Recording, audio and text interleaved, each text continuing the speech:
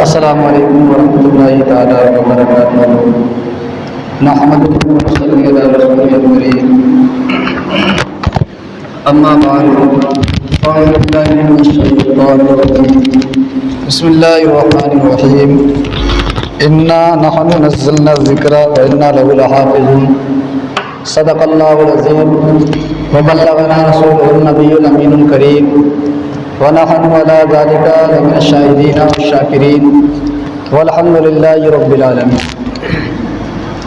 محترم سامعین کرام، آئیے سب سے پہلے حضور نبی کریم علیہ الصلوۃ والتسلیم کی بارگاہ میں درود پاک کا نذرانہ قیمت پیش کرنے پڑے بآواز بلند اللہ رب محمد صلی اللہ علیہ وسلم، نحن عباد محمد صلی اللہ علیہ وسلم، صلی اللہ علیہ وسلم۔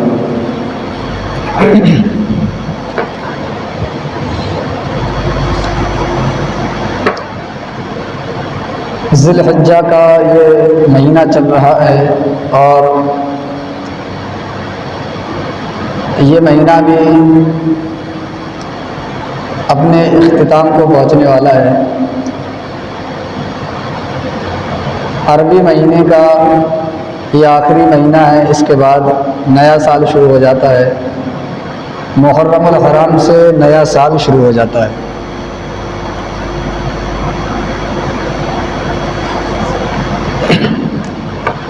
آج جو میں نے آیت کریمہ پڑھی ہے قرآن مقدس کے تعلق سے وہ آیت کریمہ پڑھی ہے۔ شاعر نے کہا ہے، درس قرآن اگر ہم نے بھلایا نہ ہوتا، درس قرآن اگر ہم نے بھلایا نہ ہوتا تو یہ زمانہ نہ زمانے نے دکھایا ہوتا۔ درس قرآن اگر ہم نے بھلایا نہ ہوتا تو یہ زمانہ نہ زمانے نے دکھایا ہوتا۔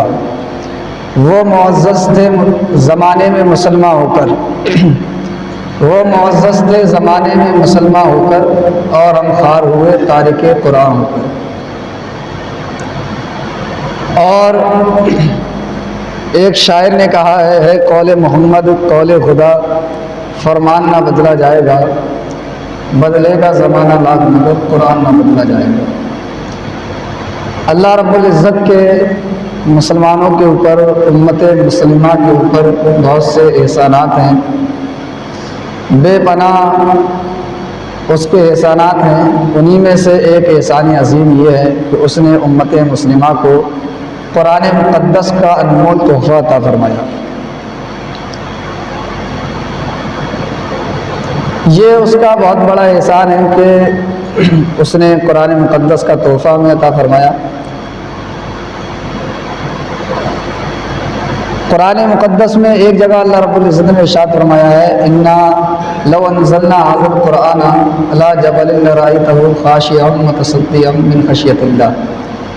اگر یہ قرآن ہم کسی پہاڑ کے اوپر نازل فرماتے تو وہ پہاڑ اس کے بوجھ سے ریزہ روزہ ہو جاتا اور قرآن مقدس کا بوجھ اپنے اوپر برداشت نہ کر پاتا۔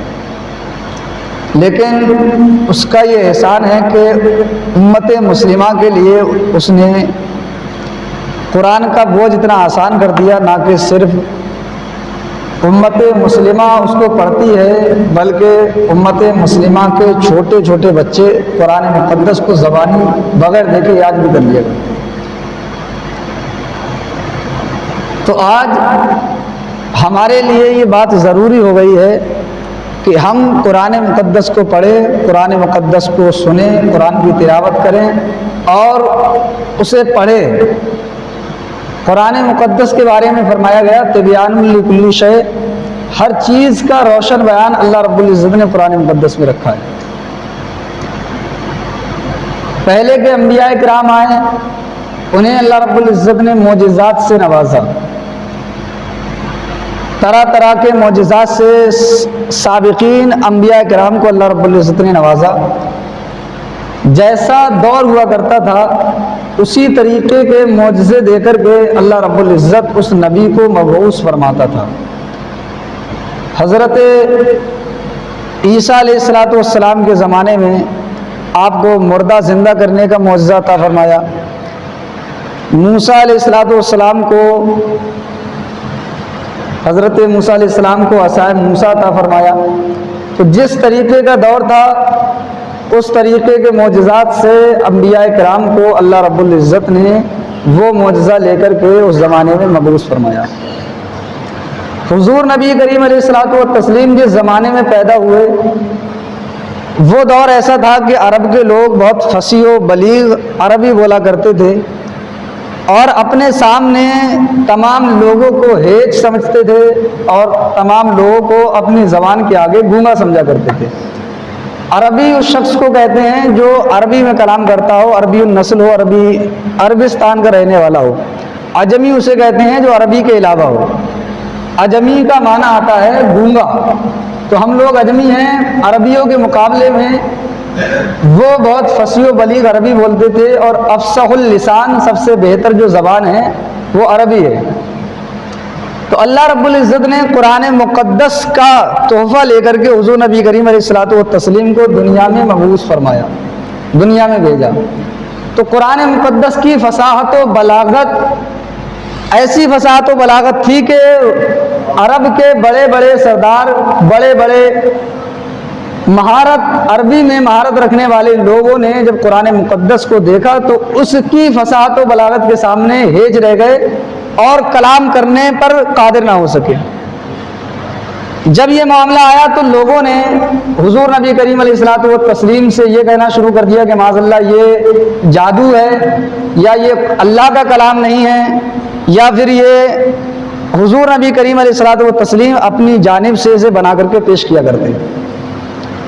تو اللہ رب العزت نے قرآن مقدس میں ارشاد فرمایا اگر تم یہ کہتے ہو کہ یہ اللہ کا کلام نہیں ہے تو پھر فرمایا قرآن مقدس میں فَأْتُوا بِسُورَةٍ مِّن مِّثْلِهِ، اگر تم یہ کہتے ہو کہ یہ اللہ کا کلام نہیں ہے تو تم تمام لوگ مل کر کے اس کے مثل ایک صورت پیش کر دو، اس کے مثل ایک صورت پیش کر دو۔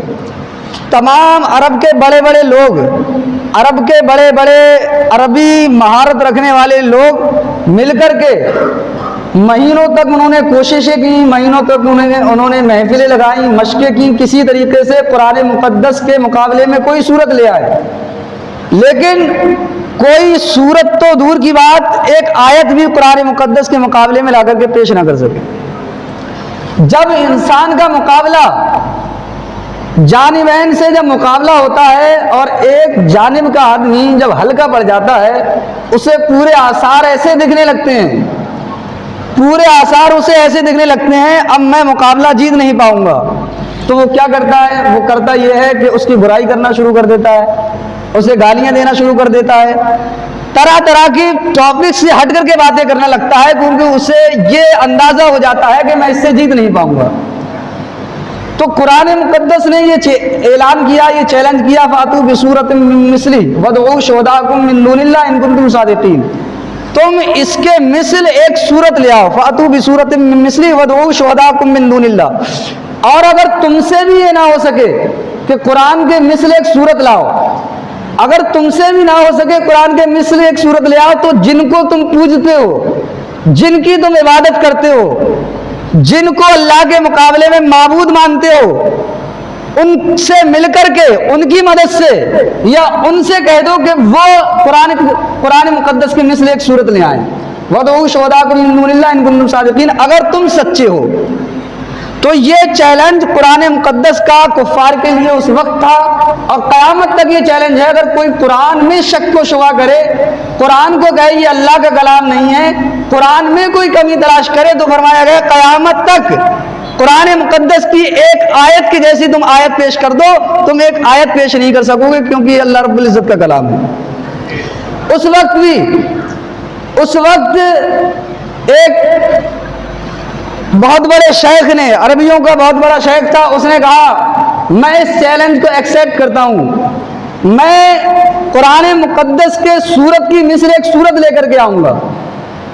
اس نے یہ چیلنج کیا قرآن مقدس سے، 1 مہینے تک کمرے میں بند رہا، دن و رات اس کے لیے آسانیاں مہیا کرائی گئیں کہ وہ قرآن مقدس کے مثل ایک سورت لے آئے، پوری کوشش تمام لوگوں نے مل کر کے لگا دی، لیکن وہ ایک صورت قرآن مقدس کی طرف پیش نہ کر سکے۔ اور ہوا یہ، قرآن مقدس کی آیت سورۃ کریمہ ہے الم تر کیف فعل ربک باصحاب الفیل، یہ سورۃ کریمہ کے مقابلے میں انہوں نے ایک سورت پیش کی الفیل والفیل وما ادراک ما الفیل۔ تو اس طریقے سے یہ آیت کریمہ یا کوئی اور سی صورت ہے، میرے ذہن سے شاید بھٹک رہا ہے سوال، تو قرآن مقدس کے مقابلے میں سورت لانے کو وہ تیار ہوئے تھے اور اس بات کا چیلنج کر رہے تھے کہ قرآن مقدس کے مقابلے میں سورت لائیں گے، لیکن جب ان کا کلام لوگوں کے درمیان آیا تو عرب کے بڑے بڑے شیخوں کا کلام جب لوگوں نے سنا تو عرب کے بچے ہنسنے لگے، کہنے لگے یہ کیسی بکواس ہے، کہا قرآن مقدس کی فصاحت و بلاغت اور یہ تمہاری بکواس، اس کا اور اس کا تو مقابلہ ہو ہی نہیں سکتا۔ تو جب سے قرآن مقدس آیا ہے، جب سے حضور نبی کریم علیہ الصلوۃ والتسلیم دنیا میں تشریف لائے ہیں، تو دشمنان اسلام، دشمنان قرآن ہمیشہ قرآن کی مخالفت کرتے رہے، حضور نبی کریم علیہ الصلوۃ والتسلیم کی مخالفت کرتے رہے۔ تو کہنے کا مقصد یہ ہے کہ اگر آپ کسی کی مخالفت کرتے ہیں تو اس کے مقابلے کا بن کر کے دکھاؤ، اگر قرآن پر اعتراض ہے تو قرآن کے مقابل کوئی کتاب لا کر کے دکھاؤ۔ جو لوگ قرآن کا انکار کرتے ہیں، قرآن کو نہیں مانتے ہیں، وہ بھی جب مسئلے کی تحقیق کرتے ہیں، وہاں جا کر کے پہنچتے ہیں تو یہ ماننے پر عاجز ہو جایا کرتے ہیں وہی بات صحیح ہے جو نبی کریم علیہ الصلوۃ والتسلیم نے 1400 برس پہلے قرآن مقدس کے ذریعے سے ہمیں خبر دی تھی۔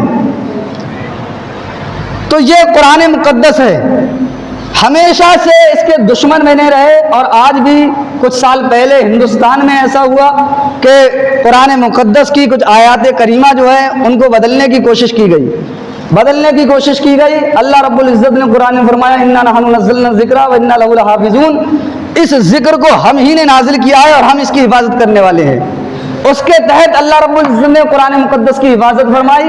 جس نے قرآن کو بدلنے کی بات کی تھی آج وہ خود بدل گیا، اسلام سے پھر گیا، دوسرے دھرم میں شامل ہو گیا، اور آج دور حاضر میں جلد ہی میں قرآن مقدس کی بے حرمتی کی گئی، قرآن مقدس کو ایک ملک کے اندر جلایا گیا، حکومت کی پرمیشن سے قرآن مقدس کی بے حرمتی کی گئی، تو وہ ان کا پاگل پن ہے، وہ بے وقوفی ہے۔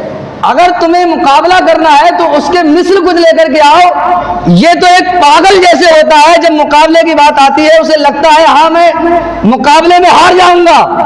ایک عقل مند اور بے وقوف کا جب مقابلہ ہوتا ہے، بے وقوف کو لگتا ہے میں ہار جاؤں گا، تو مقابلہ چھوڑ کر کے وہ گالیاں دینا شروع کر دیتا ہے۔ تو قرآن مقدس ہے، قرآن مقدس ایسی کتاب ہے کہ صرف کتابوں تک محدود نہیں ہے، صفحات تک محدود نہیں ہے۔ کوئی سوچے کہ اس نسخے کو ختم کر دے تو قرآن مقدس کو مٹا دے گا، نہیں مٹا سکتا۔ دنیا کے کروڑوں، سینکڑوں، لاکھوں، کروڑوں ایسے بچے ہیں جن کے سینوں میں، جن کے دلوں میں قرآن مقدس محفوظ ہے۔ تو صفحات سے قرآن مقدس کو مٹانا چاہے نہیں کر سکتے، کیونکہ سینوں میں قرآن مقدس حفاظت کر رہا ہے، سینوں میں قرآن مقدس کا جلوہ معجزن ہے۔ تو یہ امت مسلمہ کے لیے ایک بیش قیمت تحفہ ہے۔ اگر اس کی کہیں بے حرمتی ہوتی ہوئی دکھے تو اس کا رد کیا جائے، اس کا رد کیا جائے، اور قرآن مقدس کی حفاظت اپنے دل و جان سے زیادہ بڑھ کر کے کی جائے۔ اب رہی یہ بات کہ قرآن مقدس کی حفاظت کا ذمہ اللہ رب العزت نے لیا ہے، ہمیں بھی چاہیے جتنا ہم سے ہو سکے قرآن مقدس کی حفاظت کریں، لیکن حفاظت کرنا تو الگ معاملہ ہے۔ سب سے بڑا المیہ جو ہماری قوم کے اندر ہے، سب سے دکھ دے جو بات ہے، تکلیف دے جو بات ہے، وہ یہ ہے کہ ہم قرآن مقدس کو جانتے نہیں ہیں، قرآن مقدس کو پڑھتے نہیں ہیں، قرآن مقدس کی تعلیم کو نہیں سیکھتے ہیں۔ یہ سب سے بڑا دکھ ہے، سب سے بڑا المیہ ہے۔ حضور نبی کریم علیہ الصلوۃ والتسلیم نے ارشاد فرمایا خیرکم من تعلم القرآن وعلمہ، تم میں سب سے بہترین شخص وہ ہے جو قرآن مقدس کو سیکھے اور اسے دوسروں کو سکھائے۔ یہ نبی کریم علیہ الصلوۃ والتسلیم کا فرمان ہے۔ ایک حدیث پاک میں ہے وہ شخص جس کو قرآن مقدس کا علم دیا گیا، قرآن مقدس کا علم دیا گیا، اس کے باوجود بھی وہ دوسروں کو اپنے آپ سے بڑھ کر کے سمجھتا ہے، تو وہ بے وقوف ہے۔ سب سے بہتر وہ ہے جس کو اللہ رب العزت نے قرآن مقدس کا علم دیا ہے۔ قیامت کے دن الگ الگ طریقے سے لوگ شفاعت کرائیں گے. نبیوں کے بارے میں آیا ہے نبی شفاعت کرائیں گے. اولیاء کرام کے بارے میں آیا ہے اولیاء کرام شفاعت کروائیں گے. علماء کے بارے میں آیا ہے کہ علماء کرام شفاعت کروائیں گے. لیکن حدیث پاک میں قرآن مقدس کے بارے میں آیا ہے قرآن مقدس صرف شفاعت نہیں کروائے گا بلکہ قرآن مقدس اللہ رب العزت کی بارگاہ میں اس کے لیے جس نے قرآن پڑھا ہوگا جھگڑا کرے گا. جھگڑنے کا لفظ حدیث پاک میں آیا ہے. کسی نبی کے بارے میں یہ نہیں آیا ہے کہ نبی اللہ رب العزت کی بارگاہ میں جھگڑے گا. کسی ولی کے بارے میں نہیں آیا ہے کہ ولی اللہ رب العزت کی بارگاہ میں جھگڑے گا. لیکن روزہ اور قرآن مقدس کے بارے میں آیا ہے کہ قرآن اور روزہ اللہ رب العزت کی بارگاہ میں جھگڑا کریں گے اور یہاں تک کہ جھگڑیں گے جب تک کہ قرآن مقدس پڑھنے والے کو جنت نہ دلوا دے. آج ہم دنیا میں دوستی کرتے ہیں دیکھتے ہیں کہ اس سے دوستی کرتے ہیں جس سے ہمارا فائدہ ہوتا ہے. دنیا تھوڑے دنوں کی ہے. قیامت کی زندگی ایک بہت طویل زندگی ہے بہت لمبی زندگی ہے. تو آج ہماری نوجوان نسل کو ہمارے نوجوان بھائیوں کو اس بات کی ضرورت ہے کہ وہ ایسا دوست بنائے کہ قیامت کے دن بھی وہ ہمارے کام آئے. دنیا کے دوست قیامت کے دن ہم سے منہ چھپاتے ہوں گے قیامت کے دن ہم سے دور بھاگتے ہوں گے لیکن وہی خدا کی قسم قرآن مقدس صاحب قرآن کو قرآن پڑھنے والے کو اس کی شفاعت کرائے گا اور کہے گا اللہ رب العزت کی بارگاہ میں یہ وہی شخص ہے جو دنیا میں رہ کر کے میری تلاوت کیا کرتا تھا. یا اللہ اسے عزت کا جوڑا بنایا جائے اس کے مرتبوں کو بلند کیا جائے. تو اللہ رب العزت قرآن پڑھنے والے کے مراتب کو بلند کر دے گا. اور فرمایا گیا قرآن مقدس پڑھنے والے کے لیے قرآن جب شفاعت کرنے کے لیے کہے گا اللہ رب العزت کی بارگاہ میں عرض کرے گا کہ جس نے قرآن پڑھا ہے اس کی شفاعت کی جائے اس کو بخشا جائے. تو اللہ رب العزت صاحب قرآن سے کہے گا قرآن پڑھنے والے سے کہے گا کہ جس طریقے سے تو دنیا میں قرآن مقدس پڑھا کرتا تھا آج ہی اسی طریقے سے قرآن کو پڑھ اور ہر قدم پر نیکیاں پاتا جا تیرا مرتبہ بلند ہوتا چلا جائے گا. تو ہمیں ضرورت ہے ایسی چیز کو اپنا ساتھی بنائیں ایسی چیز کو جو آخرت میں بھی ہمارا ساتھ دے اور دنیا میں بھی ہمارا ساتھ دے گی. قرآن مقدس کے بارے میں آیا کہ قرآن مقدس ہر چیز کی شفا ہے ہر چیز کا بیان اس کے اندر موجود ہے. جب کہیں کی شفا تمہیں شفا نہ کرے کہیں کی دوائیاں تمہیں جب شفا نہ دیں ڈاکٹروں سے پریشان ہو جاؤ تو اللہ کی بارگاہ میں آؤ قرآن مقدس کی تلاوت کرو دم کر کے اس کا پانی پڑھو انشاءاللہ قرآن مقدس کے صدقے اللہ رب العزت تمہیں شفا عطا فرمائے گا. سیدہ سرکار خواجہ غریب نواز رضی اللہ تعالیٰ عنہ آپ لکھتے ہیں کہ وہ شخص جو تمام جگہوں سے لا علاج ہو گیا ہو کہیں کی دوا اس پر اثر نہ کرتی ہو تو وہ شخص فجر کی نماز میں سنتوں کے بعد 41 مرتبہ سورہ فاتحہ پڑھ کر کے دم کرے اول و آخر درود شریف پڑھے وہ مرض جو تمام حکیموں سے تمام ڈاکٹروں سے دوا کھانے کے بعد وہ مرض جاتا نہیں ہے اللہ نے چاہا تو قرآن مقدس کے سبب وہ مرض کو اللہ رب العزت اس سے شفا عطا فرمائے گا. تو یہ ایسا ساتھی ہے نہ ہمیں دنیا میں چھوڑے گا اور نہ ہی آخرت میں ہمیں چھوڑے گا. دنیا میں بھی عزت دار بنائے گا آخرت میں بھی ہمیں عزت دار بنائے گا. آج ان نوجوانوں کو دھیان دینے کی ضرورت ہے جنہوں نے اپنا ساتھی جنہوں نے اپنا دوست موبائل کو بنایا ہے جنہوں نے اپنا دوست لفنگے لڑکوں کو بنایا ہے وہ دھیان دیں. جب وہ ان کے ساتھ چلتے ہیں تو دنیا میں بھی ان کی ذلت ہوتی ہے دنیا میں بھی انہیں برا جانا جاتا ہے. یہ شرابی کا دوست جا رہا ہے جواری کا دوست جا رہا ہے سٹے باز کا دوست جا رہا ہے وہی قرآن مقدس کا حافظ اگر گلیوں سے گزرا جاتا ہے تو کہا جاتا ہے یہ حافظ قرآن جا رہا ہے حافظ قرآن جا رہا ہے. یہ دنیا کی فضیلت اس کے لیے ہے کتنا بھی سڑا ہوا آدمی ہے کتنا ہی بیکار ہے نماز نہیں پڑھتا ہے قرآن نہیں پڑھتا ہے مسجد نہیں آتا ہے خدا کی قسم لیکن اگر حافظ قرآن جائے گا تو وہ اس کی برائی نہیں کرے گا کہے گا یہ اللہ کا کلام پڑھنے والا جا رہا ہے. کل قیامت کے دن بھی یہی حساب ہو گیا. قیامت کے دن جب سب نفسی نفسی کا عالم ہوگا تمام لوگ پریشان ہوں گے انبیاء کے پاس جائیں گے موسیٰ علیہ السلام کے پاس جائیں گے، وہ کہیں گے اذهبوا إلى غيري، عیسیٰ کے پاس جائیں گے اذهبوا إلى غيري، اسی طریقے سے تمام لوگوں کے پاس جاتے رہیں گے۔ اس وقت صاحب قرآن کے لیے حکم ہوگا، حافظ قرآن کے لیے یہ حکم ہوگا کہ وہ خود جنت میں جائے، اور اسے یہ پاور ہے 10 ایسے شخص جن پر جہنم واجب ہو سکی ہے، جہنم واجب ہو چکی ہے، ایسے 10 لوگوں کو اپنے ساتھ جنت میں لے جائے۔ تو مجھے بتاؤ ایسا دوست چنو گے جو دنیا میں بھی تمہاری ذلت کا باعث ہے؟ چوراہے پر جس کے ساتھ بیٹھتے ہو تو لوگ تمہاری چرچا کرتے ہیں، ہاں یہ وہی ہے، شرابی کا دوست بیٹھا ہے، جوئے باز کا دوست بیٹھا ہے، زناکار کا دوست بیٹھا ہے۔ اور آخرت میں بھی حضور نے فرمایا دوست اپنے دوست کے دین پر ہوتا ہے، جیسا دوست کرے گا ویسا کرنے پر تم مجبور ہوگے۔ تو دنیا میں تمہاری ذلت تمہارا دوست کرائے گا، اور آخرت میں بھی تمہیں اپنے ساتھ جہنم میں لے جائے گا۔ یا پھر ایسے دوست سے دوستی کرو گے جس سے دنیا میں بھی تمہاری عزت ہو، حوصلہ افزائی ہو، اور قیامت کے دن بھی تمہیں اپنے ساتھ جنت میں لے کر کے جائے۔ تو کس سے دوستی کرو گے؟ آج ہمارے نوجوان اسی بات میں بھٹکے ہوئے ہیں، قرآن مقدس کی طرف توجہ نہیں ہے، قرآن مقدس کی طرف بالکل ہماری توجہ نہیں ہے۔ ہمارے بچے، میں بارہا یہ بات کہتا ہوں، میرا مسلمان اتنا زیادہ لالچی ہو گیا کہ وہ اپنا بچہ لڑکا جب پیدا ہوتا ہے تو وہی اندازہ لگا لیتا ہے 5 سال کے بعد اس سے کام کرانا شروع کر دیا جائے گا۔ کتنا ضمیر گر گیا، کتنا آدمی گر گیا، کھیلنے کی عمر ہے کام پر لے جاتا ہے، قانونی اعتبار سے بھی غلط ہے، یہ تو شرم آنا چاہیے۔ والد کا یہ حق ہے، حضور نے فرمایا والد کے 3 حق ہیں اولاد کے اوپر، ان میں سے ایک یہ بھی حق ہے کہ اپنے بچے کی اچھی پرورش کرے، اچھی تربیت کرے۔ اگر اچھی تربیت نہیں کرے گا تو قیامت کے دن اس والد کو پکڑ ہوگی، والد کو عذاب دیا جائے گا، تو نے اپنے بچے کے حق کو ادا کیوں نہیں کیا تھا۔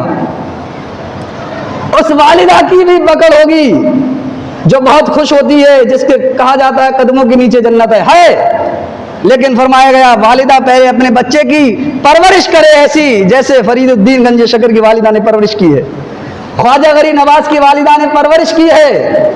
اس والدہ کی بھی پکڑ ہوگی جو نماز چھوڑ کر کے اور فجر کے وقت اسے سلایا کرتی ہے، جو اپنے بیٹے کو اگر وہ داڑھی بھی رکھانا چاہے تو کہتی ہے ابھی داڑھی رکھا گا بوڑھا لگنے لگے گا۔ اس بیوی کی بھی پکڑ ہوگی۔ مرتبہ یقیناً ہے، حق ہے، لیکن جو حقوق لازم کیے گئے ہیں والدہ کے اوپر، یہ فرمایا گیا سب سے پہلے درس کا سب سے پہلا کلاس بچے کا جو ہے وہ والدہ کی گود ہے، وہاں سے جو سیکھے گا اس پر عمل کرے گا، زندگی بھر وہ اس کے ذہن میں رہے گا۔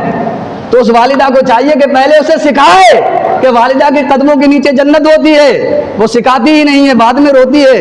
عورتوں کا تو ماحول بڑا عجیب ہے، قرآن مقدس کی طرف گامزن نہیں کرتی ہیں، قرآن مقدس کی تلاوت نہیں کراتی ہیں، نماز روزہ سکھاتی نہیں ہیں، اب بعد میں دیکھو لین لگی رہتی ہے، تعویذ دے دو تعویذ۔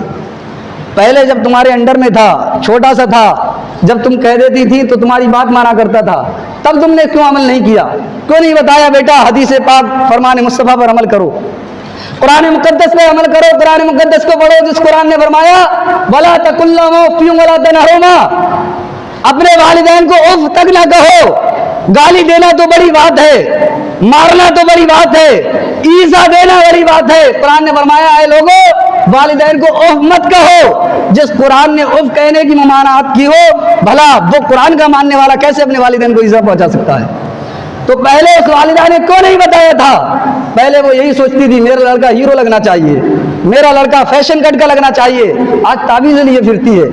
تعویذ حق ہے، تعویذ ماننا چاہیے، لیکن صرف تعویذ نہیں، پہلے نماز پڑھے، روزہ رکھے۔ جب وہ وقت تھا کوئی شخص کہے میں چھتوے سے کود جاؤں گا، چھتوے سے کود کر کے تعویذ بنوا لوں گا، کچھ نہیں ہوگا، چھتوے سے پتہ ہے کودے گا ٹانگ ٹوٹ جائے گی، کیا ضرورت ہے کودنے کی؟ کیا ضرورت ہے کودنے کی چھتوے سے؟ پتہ ہے کہہ دیا میں تعویذ بنوا لوں گا، ہاتھ نہیں کٹے گا، ہاتھ میں چھری ماری کٹ جائے گا، پتہ ہے کٹ جائے گا۔ تو جب تمہیں سب کچھ معلوم ہے، آدمی فری کے چکر میں پڑا ہے، پتہ بتایا گیا 5 وقت کی نماز فرض ہے، فرض عین ہے، زکوٰۃ دینا فرض ہے، حج کرنا فرض ہے، تو کیوں اس کی طرف گامزن نہیں ہوتے ہو؟ آج عوام نے، آج لوگوں نے علماء کی قدر کو گھٹا دیا، پڑھے لکھے لوگوں کی ویلو کو ختم کر دیا۔ آج عوام نے پڑھے لکھے طبقے کو اس بات پر مجبور کر دیا کہ قرآن کو درس کو نہیں دیا جائے۔ کیا فائدہ نکلتا ہے قرآن کا درس دینے سے؟ کون سننے آتا ہے؟ 2 لوگ ہوتے ہیں، 4 لوگ ہوتے ہیں، کون سننے آتا ہے حدیث مصطفیٰ کا درس؟ نہیں آئے گا. لیکن بھائی دیکھو تعویذ بانٹ دیا جائے پوری لہن لگ جائے گی، کیونکہ یہ آرام کھور ہو گیا، اسے لت لگ گئی. کون فجر کی نماز پڑھے گا؟ کون عشاء کی نماز پڑھے گا؟ کون اٹھ کر کے تہجد کی نماز پڑھے گا؟ کون بھوک پیاس میں رہ کر کے روزہ رکھے گا؟ اسے لت لگ گئی، آرام خوری کی لت لگ گئی. کچھ بہانہ نہیں چلے گا، کچھ بہانہ نہیں چلے گا. 5 وقت کی نماز فرض ہے تو فرض ہے، روزہ رکھنا فرض ہے تو فرض ہے. 5 وقت کی نماز پڑھ، قرآن پڑھ، زکات دے، حج کر، واجبات کو ادا کر. خدا کی قسم تعویذ کی ضرورت نہیں پڑے گی. اور تعویذ کی ضرورت پڑی تو اس وقت تیرے لیے تعویذ کارکن ہوگا اور تعویذ اگلے سے اگلے تیرے لیے مؤثر بنتا ہوا چلا جائے گا. تعویذ اثر کرے گا، تعویذ کا رد نہیں ہے. تعویذ پہنو، تعویذ بنواؤ جائز طریقے سے، لیکن آرام خور مت بنو. جو بتایا گیا دہاڑی کرو، مزدوری کرو تو پیسہ ملے گا، بچے کھائیں گے، پیٹ بھرے گا. تو پہلے ضروری ہے کہ پیٹ بھرنے کے لیے مزدوری کر. بیٹھے بیٹھے گھر میں تعویذ دے دیا جائے، کہاں سے رزق آئے گا؟ اللہ رب العزت نے رزق کا ذریعہ بنایا ہے. اسی طریقے سے عبادت فرض کی ہے، پہلے عبادت کو کر. اللہ نے چاہا تو عبادت تیرے کام آئے گی اور تعویذ بھی تیرا کام بنا دے گا. ضروری ہے فرائض کی طرف توجہ دو. بات قرآن مقدس کی کہہ رہا تھا، ضرور اپنے بچوں کو قرآن پڑھاؤ. آج قرآن کی بے حرمتی ہو رہی ہے. ہمارے بچے اس لیے خاموش ہیں کہ قرآن مقدس کی عظمت کو نہیں جانتے ہیں، قرآن مقدس کے مرتبے کو نہیں پہچانتے ہیں. ورنہ وہ لوگ جو قرآن مقدس کی عظمت کو پہچانتے تھے، ان کے دور میں اگر قرآن مقدس کے ایک لفظ کی بھی کسی نے بے حرمتی کی تو اس شخص کا جینا حرام کر دیا کرتے تھے. آج قرآن مقدس میرا نوجوان جانتا نہیں ہے، اسے پڑھتا نہیں ہے، کہا جاتا ہے تو اس پر توجہ نہیں دیتا ہے. کہاں گئی قوم مسلم کی غیرت؟ یہ سب سے عظیم سرمایہ تمہارے لیے ہے. قرآن مقدس کو پڑھو، ہر چیز کا اعلان، ہر چیز کا بیان، ہر چیز کی دعا، ہر چیز کی شفا قرآن مقدس میں ہے. قرآن مقدس پڑھو، دنیا آخرت تمام چیزیں تمہاری کامیاب ہو جائیں گی. تو اپنے دل میں عہد کرو، خود پڑھو، بچوں کو پڑھاؤ، قرآن کو سنو. ہر لفظ سننے پر نیکیاں ہیں. فجر میں آؤ، قرآن کا درس دیا جاتا ہے، یہ درس سنو. اس سے تمہارے رزق میں برکت ہوگی، تمہیں شفا ملے گی، نیکیوں میں اضافہ ہوگا. یہ تمہارے قیامت کے دن کام آئے گا، علم میں اضافہ ہوگا. اللہ رب العزت کی بارگاہ میں دعا ہے ہم سب کو قرآن مقدس سمجھنے کی، اس پہ عمل کرنے کی توفیق عطا فرمائے. السلام علیکم ورحمۃ اللہ تعالیٰ وبرکاتہ. السلام علیکم.